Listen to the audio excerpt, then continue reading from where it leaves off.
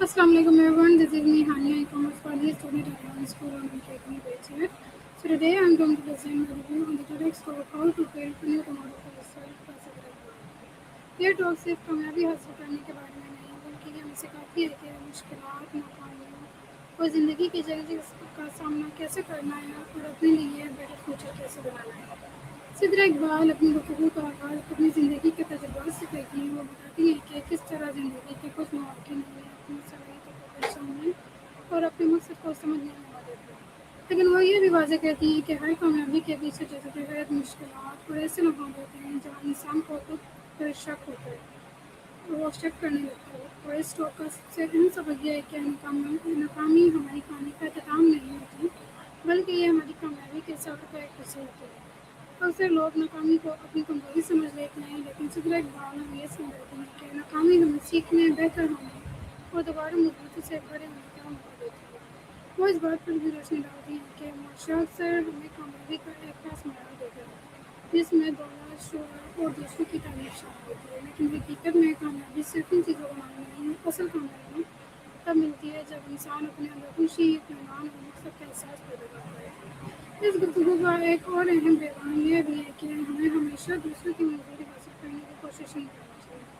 कभी कभी हम लोगों की तवक्कुआत पूरी करने में इतने मसरूफ हो जाते हैं कि हम अपने ख्वाबों को भूल जाते हैं। सिद्रा इकबाल हमें याद दिलाती हैं कि हमें अपनी ज़िंदगी का रास्ता खुद मुंतखब करना चाहिए और अपनी पहचान को बनाना चाहिए। वो मुश्किलात से निपटने के लिए कुछ अहम बातें बयान करती हैं। पहली बात, दूसरों की कबूलियत पर इंतज़ार न करें। अगर हम हर वक्त ये सोचते रहेंगे कि लोग हमारे बारे में क्या सोचते हैं, तो हम अपनी सलाहियत और असल शख्सियत से दूर हो सकते हैं। हमें अपनी इक़्तिदार और मकसद पर तवज्जो देनी चाहिए। दूसरी बात, अक्सर हमारा खौफ हकीकत से ज़्यादा बड़ा होता है।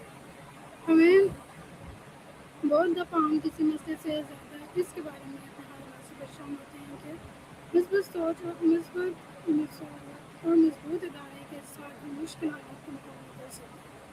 तीसरी बात, नाकामी से ज़्यादा खतरनाक कम मकसद होता है।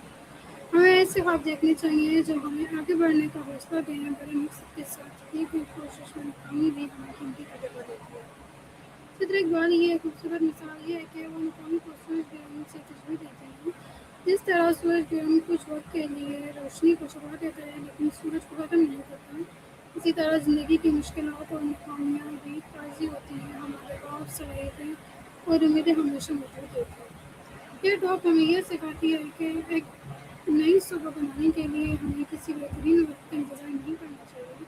हमें आज से कदम उठाना चाहिए, अपनी गलतियों से सीखना चाहिए और मुसलसल आगे बढ़ना चाहिए। मेरी राय में सिद्रा इकबाल की ये जो खास तौर पर नौजवानों के लिए एक बेहतरीन पैगाम है कि कामयाबी का मतलब कभी ना गिरना नहीं, बल्कि हर बार गिरने के बाद दोबारा उठने का हौसला रखना है। इस टॉक से मेरा सबसे बड़ा सबक ये है कि आपकी नाकामी आपकी पहचान नहीं बनती, बल्कि दोबारा शुरू करने का